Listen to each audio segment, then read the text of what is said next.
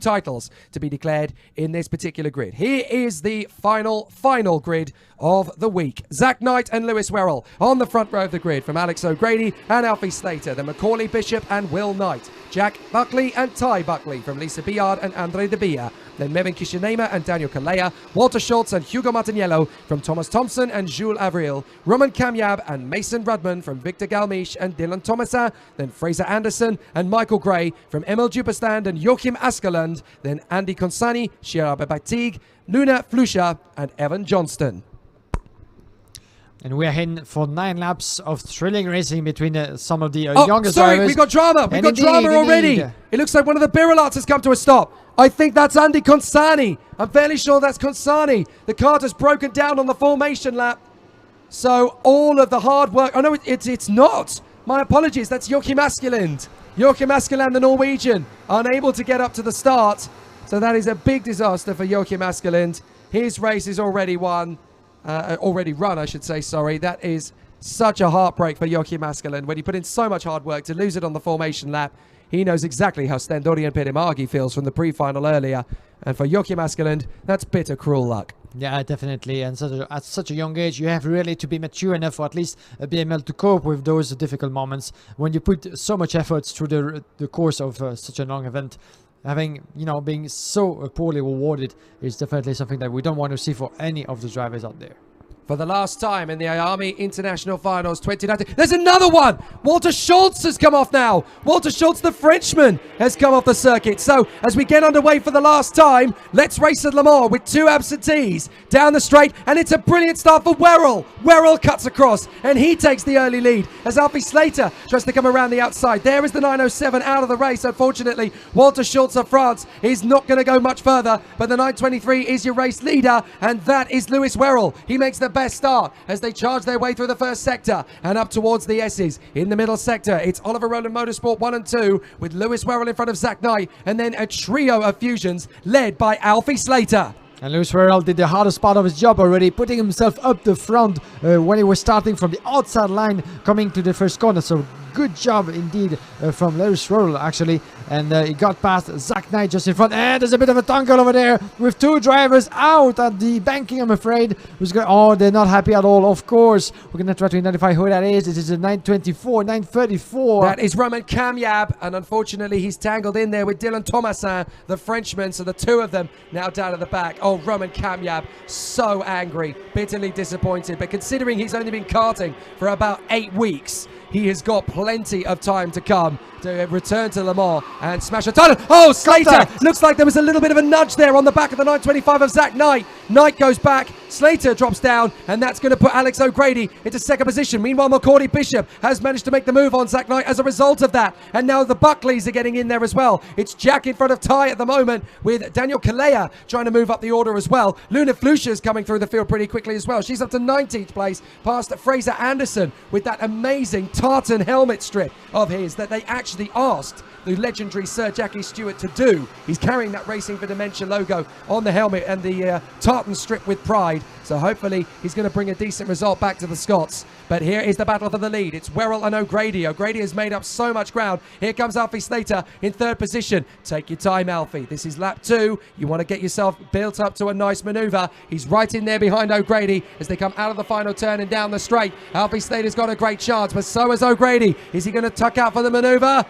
Werrell's going to hold it to the inside line. Here he goes. O'Grady gets the move on the inside line, and Slater just can't quite seem to get that cut stopped in the hairpin. He nudges the back of Werrell this time. He's just got to be so careful. He doesn't want to incur a penalty, and he doesn't want the front fairing, but his determination and his guts are absolutely paramount. He's charging forward. Yeah, and a bit of a swinging move from Alfie Slater for the 2nd lap in a row, indeed. But it allowed, actually, Alex O'Grady, his teammate, to get past Lewis Werrell. This is a 3-name battle with Slater. Is there something to say in this race? And there he comes for 2nd place. Surely actually made the move successful. Yes, he does. Perfect. Right. It was very tight indeed as Lewis Werrell tried to hold the line on the outside of the banking, but it isn't quite get there. This is then a 1-2 for Fusion, with Alfie Slater making his way up to second behind Alex O'Grady. Beautifully made. And now what they have to do is, for the remaining 6 laps before checkered flag, is trying to pull away as much as possible. But Alfie Slater is gonna want to go for the victory, that's for sure. Alex O'Grady might want to watch over his shoulder to see where he is, but the pressure is still there from Lewis Rowell. And there's a move for 4th place. That's Macaulay Bishop. Indeed, Macaulay Bishop getting past Zach Knight for 4th place, further back in the first corner. But Zach Knight gets him on the switchback again, and it gets the fastest lap of the race in the process. So Macaulay Bishop still trying to get his way into the top 5. He's there at the moment, 5th position in behind Zach Knight.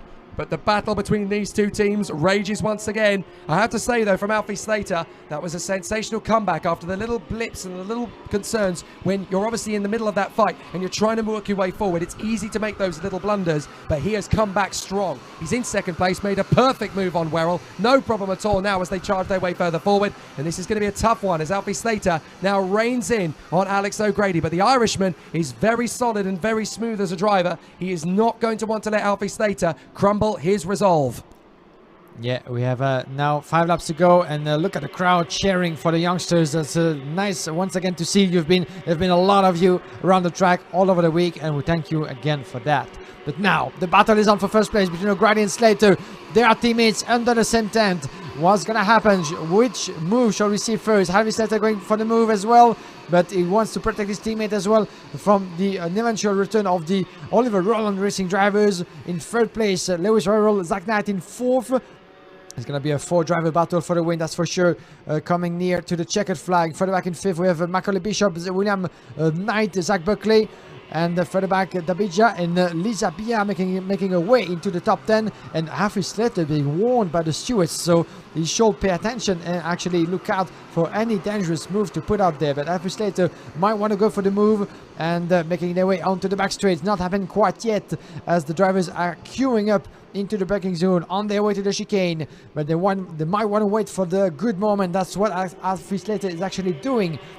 Zach Knight just lost the position to Werrell. This is the battle we expected to see. The top 6 are very close. Here goes Werrell, has a think about the move on Alfie Slater to the first corner. Slater's caught up with his teammate Alex O'Grady. 4th place, Zach Knight now right in underneath Lewis Werrell. 4 laps to go in the last final of the week, and Alfie Slater's going to make his bid on the inside of Alex O'Grady, and he's there. Alex O'Grady gets the switchback though. He's not been in the British Motorsport UK cadets for nothing. He's done a fantastic job, and now he gets back through on the inside of Alfie Slater. Now Lewis Werrell wants a piece of the action. No, that's Zach Knight. Zach Knight's got past his teammate Werrell. They've switched positions, and now Knight wants to get back to the front. Here he goes, but Alfie Slater's too busy thinking about his teammate. They clatter wheels, and now Zach Knight is going to try and get on the switchback on the inside. Up to 2nd place comes Zach Knight. Now Alex O'Grady has the lead from Zach Knight, and these two have a couple of wins apiece. But it looks like Alfie Slater's now going to tuck in behind Zach Knight as they try and charge forward. Macaulay Bishop is up to 4th position. Now, we need to watch Macaulay. He has a bit of a habit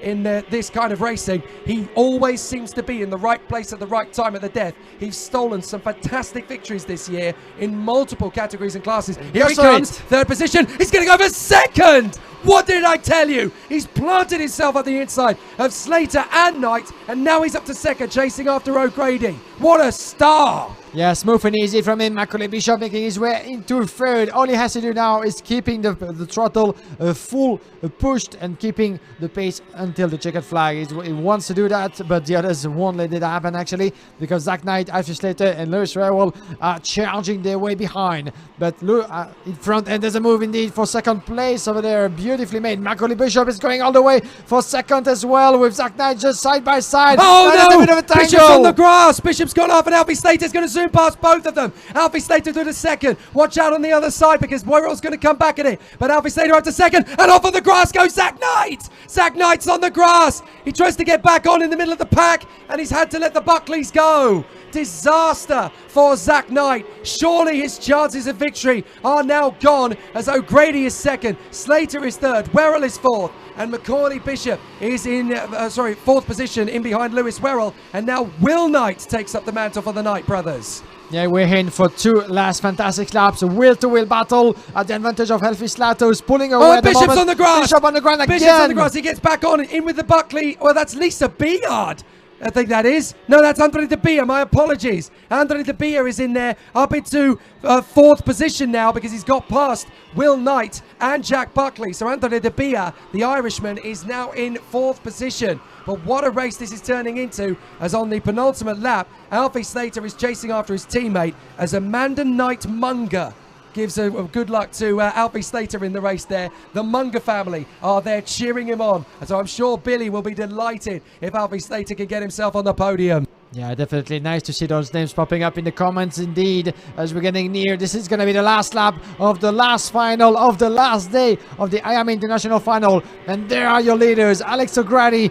We're smelling already the victory towards the end of this lap, but half of a second behind is Alfie Slater. I think O'Grady's slowing.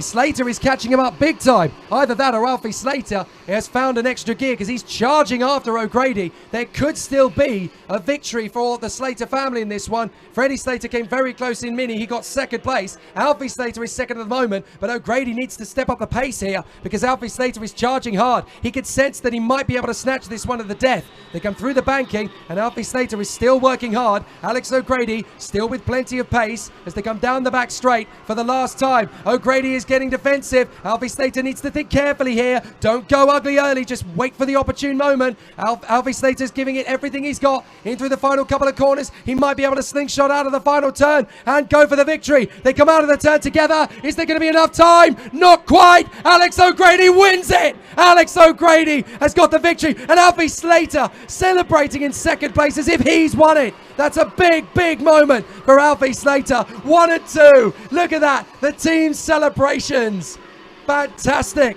Fusion Motorsport are the kings of Europe in the younger classes. They are so good at bringing these drivers forward. But well done to Lewis Werrell for bringing the Oliver Rowland Motorsport team to the podium as well in their first ever appearance in the IAME International Finals. A great result. But for the Irish, Alex O'Grady will fly the flag with pride.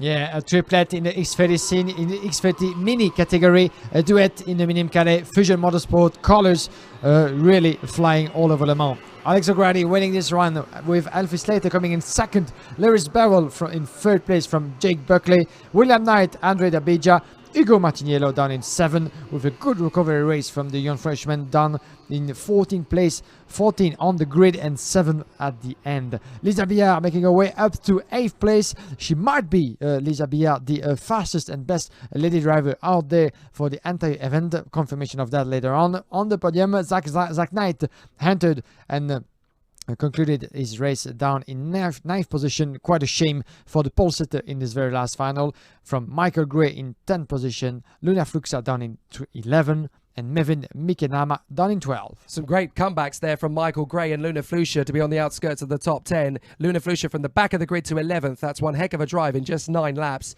Kishinema, as you said, in 12th. Jules Avril in 13th place from Daniel Kalea and Andy Consani, who fought back 10 positions. And then it is Ty Buckley in 16th from Victor Galmiche and Mason Rudman, Fraser Anderson and Thomas Thompson. And then it's going to be Macaulay Bishop all the way down in 21st. Cruel luck for him after a tough race. And then it's Chiara Batig, the Swiss ace, in 22nd from Emil Dupperstand, Dylan Thomason and Evan Johnston in front of Roman Kamyab, with the 2 retirements on the very first formation lap, Walter Schultz and Joachim Askeland. Well, what a week it's been. 87 races and some of the best racing I've seen all year across the 9 competitions that we have seen here. Competitions within competitions, of course. But on the 7 grids, from Minime and Cadet to Mini to Junior to Senior to Pro to Super Shifter to Master, and then, of course, to... I'm trying to remember them all. There's so many of them. What was the last one? It was definitely 7 of them, wasn't there? Minime Cadet. Let me do that again because that sounded awful. Mini Cadet, and then we had Mini, Junior, Senior, Pro, Master, and Super Shifter. I did get them all. You made it too. I did make it. I wasn't